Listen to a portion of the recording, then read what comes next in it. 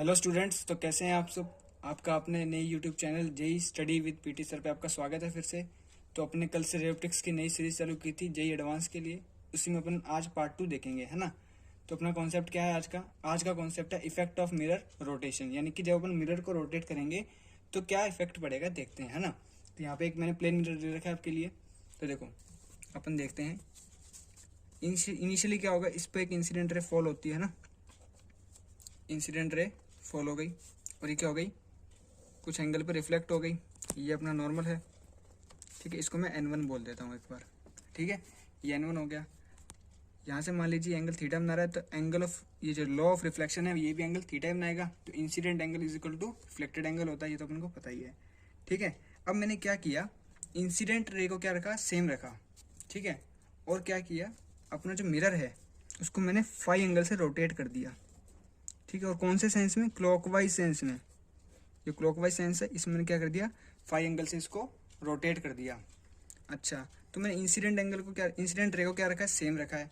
तो मुझे ये देखना है कि रिफ्लेक्टेड रे जो है वो कितना एंगल घूम जाएगी, ठीक है। ये घूमेगी, इसका जो आंसर आएगा वो आएगा 2 फाई, ठीक है। अपन इसको प्रूफ भी करेंगे और आपको इसको याद भी रखना है, काफ़ी इंपॉर्टेंट रिजल्ट है ये, ठीक है। तो इसको अपन पहले प्रूफ करते हैं, ठीक है। ये इंसिडेंट रे है, तो ये जो रिफ्लेक्टेड रे होगी इस बार कुछ मैं ऐसी मान लेता हूँ, ये वाली, ठीक है। ये क्या होगी, अपनी नई रिफ्लेक्टेड रे होगी जो मैंने ब्लू पेन से डिनोट किया हुआ है। अब सोच के देखो, जब ये मिरर है, ये नॉर्मल n1 है इसका, अगर ये मिरर फाई एंगल से रोटेट हो रहा है तो इसका जो नॉर्मल होगा वो भी तो फाई एंगल से रोटेट हो जाएगा, ठीक है। तो ये मैं इसका नॉर्मल ड्रॉ कर लेता हूँ, ठीक है। ये भी क्या हो जाएगा, फाई एंगल से रोटेट हो जाएगा, ठीक है। अब हमें क्या करना है कि ये जो रिफ्लेक्टेड रे है ये कितना रोटेट हुई, यानी कि हमें ये एंगल फाइंड करना है ना। ये कितना रोटेट हुई। अब सोच के देखो, ये कंप्लीट एंगल थीटा है और ये एंगल फाई है, तो ये जो एंगल होगा ये कितना होगा, थीटा माइनस फाई होगा, ठीक है। और ये देखो, ये जो है ये नॉर्मल है अपना, नया n2 नॉर्मल बोल दूँ इसको मैं। इस नॉर्मल और इंसिडेंट रे के बीच ये कितना एंगल हो गया, थीटा प्लस फाई, ठीक है। तो इन दोनों के बीच एंगल अगर थीटा प्लस फाई है, कितना है, थीटा प्लस फाई है, तो जो नॉर्मल और जो रिफ्लेक्टेड रे होगी according to law of reflection ये बोल सकता हूँ कि इसके बीच में एंगल कितना होगा, थीटा प्लस फाई ही होगा। एक बार फिर से समझा देता हूँ कि देखो, इनिशियली मैंने इंसिडेंट रे फॉल करी, उसके बाद ये रिफ्लेक्ट हो गई, ठीक है। फिर मैंने क्या किया, मिरर को एंगल फाई से रोटेट कर दिया क्लॉकवाइज डायरेक्शन में। उसके बाद मैंने क्या कहा कि अगर ये नॉर्मल n1 है तो ये भी फाई डायरेक्शन में, फाई ही एंगल पे रोटेट हो जाएगा क्लॉकवाइज सेंस में। अच्छा, फिर मैंने क्या कहा आपको कि रिफ्लेक्टेड रे कितना क्या हुई, रोटेट करी, ये अपन को निकालना था। तो मैंने कहा आपको कि ये होगा एंगल पूरा थीटा, तो ये हो गया फाई, तो थीटा माइनस फाई, ये वाला एंगल निकाल लिया। उसके बाद मैं ये कह रहा हूँ कि यहाँ एंगल थीटा है और ये एंगल फाई है, तो जो नई इंसिडेंट, जो नया नॉर्मल है उससे इंसिडेंट रे का एंगल कितना है, थीटा प्लस फाई। और according to law of reflection क्या होता है कि जितना इंसिडेंट एंगल होता है उतना ही रिफ्लेक्टेड एंगल होता है, तो ये भी कितना होगा, थीटा प्लस फाई होगा। अब ये complete angle theta plus phi है और ये थीटा माइनस फाई है, लेकिन अपन को कौन सा एंगल फाइंड करना है, ये वाला। तो ये कैसे होगा, इस एंगल में से मैं इस एंगल को सब्ट्रैक्ट कर दूं तो ये एंगल आ जाएगा। तो कैसे होगा, थीटा प्लस फाई में से सब्ट्रैक्ट करना पड़ेगा अपन को कौन सा एंगल, ये वाला, थीटा माइनस फाई। तो यहाँ से थीटा कैंसिल आउट हो जाएगा, माइनस माइनस प्लस, और ये आ जाएगा 2 phi. Very very important result आपको याद भी रखना है विद प्रूफ, ठीक है। ये समझ गए होंगे आप। ये हो गया इफेक्ट ऑफ मिरर रोटेशन, ठीक है। देखिए अब अपन इस पर एक सवाल करते हैं, काफ़ी अच्छा सवाल है ये, बिल्कुल एडवांस लायक, है ना। देखिए मैं बता देता हूँ, ये मिरर है जिसकी जो एंगुलर वेलोसिटी है वो आपको ओमेगा दी गई है, इसकी लेंथ एल है। यहाँ पे एक पॉइंट ऑब्जेक्ट ओ रखा गया है जिसकी मिरर से परपेंडिकुलर डिस्टेंस कितनी दी गई है, डी दी गई है, और मिरर की लेंथ कितनी, एल है। अब क्या क्वेश्चन है, find the speed of image at the instant shown. जिस इंस्टेंट पे इसको दिखाया जा रहा है उसी पर इसकी इमेज की क्या स्पीड होगी, ठीक है। एक बार आप ट्राई करना, फिर मैं आपको इसको सॉल्यूशन बताता हूँ, ठीक है। हाँ, तो शायद आपने सोल्व कर लिया होगा या फिर आपने इसको अटेम्प्ट तो कर ही लिया होगा, तो मैं आपके लिए इसको सोल्व कर देता हूँ, ठीक है। देखिए कैसे सोल्व होगा ये, मैं एक बार फिर से डायग्राम को रीड्रॉ कर लेता हूँ, ठीक है। ये अपने पास क्या है, मिरर है, इसकी लेंथ एल है और ऑब्जेक्ट जो है ये ओ है, जो डिस्टेंस डी पर इससे रखा गया है, ठीक है। अब देखो यहाँ ऑब्जेक्ट यहाँ पे रखा गया है, इसकी इमेज कहाँ बनेगी, इसकी इमेज इतनी ही डिस्टेंस डी पर यहाँ बन रही होगी, ये तो पता ही है, सिंपल रूल है। ठीक है, सेम डिस्टेंस से बनती है आई।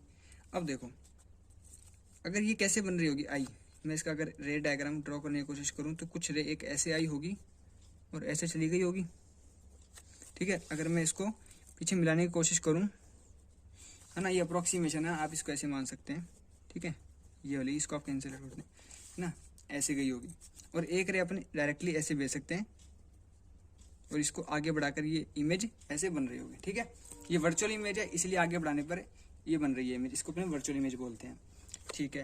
अब अपन कैसे फाइंड करेंगे, देखो एक बात सोचिए, ये डिस्टेंस डी है, ये डिस्टेंस एल है, तो ये डिस्टेंस कितनी हो रही, ये डिस्टेंस हो जाएगी √(L² + D²), ठीक है।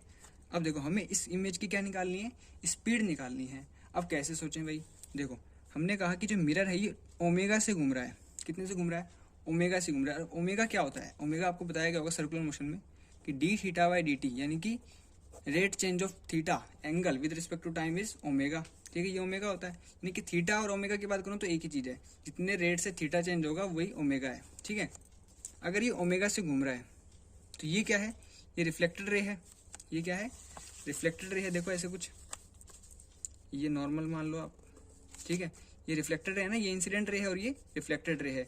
तो ये अगर ओमेगा से घूम रहा है कौन सी डायरेक्शन में, ये कौन सी डायरेक्शन होगी, इसकी एंटी क्लॉकवाइज डायरेक्शन में अगर ओमेगा से घूम रहा है, तो ये जो रिफ्लेक्टेड रे है, ये पूरी की पूरी रिफ्लेक्टेड रे है ना, तो ये किससे घूम रही होगी, ये 2 ओमेगा से घूम रही होगी अकॉर्डिंग टू दिस। देखो φ अगर ये इसमें फाई से क्लॉकवाइज सेंस में घुमाया था तो ये किससे घुमा था, 2φ से घुमा था, सेम सेंस में, ठीक है।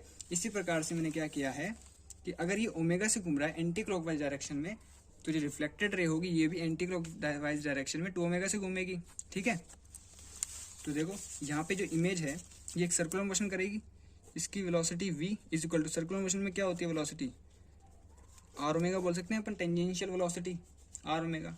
इस सर्कुलर सर्कल की रेडियस क्या होने वाली है, √(L² + D², और ओमेगा, ठीक है, ओमेगा कितना होगा, ये ओमेगा अलग है, इसको आप ओमेगा डैश बोल सकते हैं, 2 ओमेगा, इसका ओमेगा तो 2 ओमेगा है ना, इसलिए v = r ओमेगा से मैंने फाइंड कर दिया, ये क्या आ गया अपने पास, स्पीड ऑफ इमेज आ गई। एक बार फिर से बता दूंगा आपको, देखो इसमें थीटा और ओमेगा में कंफ्यूज नहीं होना है आपको भाई, rate of change of theta is called omega, या फिर मैं ऐसे बोल सकता हूँ कि अगर ये थीटा से घूम रहा है ना तो 2 थीटा से घूम रहा है, ठीक है, ओमेगा से घूम रहा है तो ये 2 ओमेगा से घूम रहा है, ठीक है। और सेम सेंस में अगर ये एंटी क्लॉकवाइज है तो वो भी एंटी क्लॉकवाइज होगा, अगर ये क्लॉकवाइज है तो वो भी क्लॉकवाइज होगा, ठीक है। फिर मैंने क्या किया, ये रिफ्लेक्टेड रे है, पहले इंसिडेंट रे, रिफ्लेक्टेड रे, इसको पीछे बढ़ाया तो ये मेरे पास इमेज आ गई, ठीक है। इसकी स्पीड क्या होगी, इसकी एंगुलर वेलोसिटी 2 ओमेगा हो गई। मैंने ये डिस्टेंस पाइथागोरस पर में लगा के √(L² + D² फाइंड कर लिया। And we know about that कि सर्कुलर मोशन में कोई पार्टिकल अगर सर्कुलर मोशन कर रहा है तो उसकी जो वेलोसिटी होती है, टेंजेंशियल वेलोसिटी, जिस nothing but v = r omega. r क्या होता है, उसकी सेंटर से जिस सर्कल में वो डिस्टेंस कवर कर रहा है, क्या सर्कुलर पाथ कर रहा है, उसकी क्या होती है, रेडियस होती है। और ओमेगा क्या होता है, जिससे वो घूम रहा होता है एंगुलर वेलोसिटी से। तो इसकी r क्या है, ये है √(L² + D², ओमेगा अपने निकाल लिया, है ना, 2 ओमेगा, तो अपने पास स्पीड ऑफ इमेज आ गई, ठीक है। तो देखिए अगर आपको और भी ऐसे ही क्वेश्चंस चाहिए, इसी सीरीज को अपन कंटिन्यू रखेंगे और उसको देखते रहिए आप, आपको काफ़ी फ़ायदा मिलेगा इसमें JEE एडवांस के लिए, ठीक है। तो अगर आपको वीडियो पसंद आई हो तो इसको लाइक कीजिए, शेयर कीजिए और सब्सक्राइब कीजिए।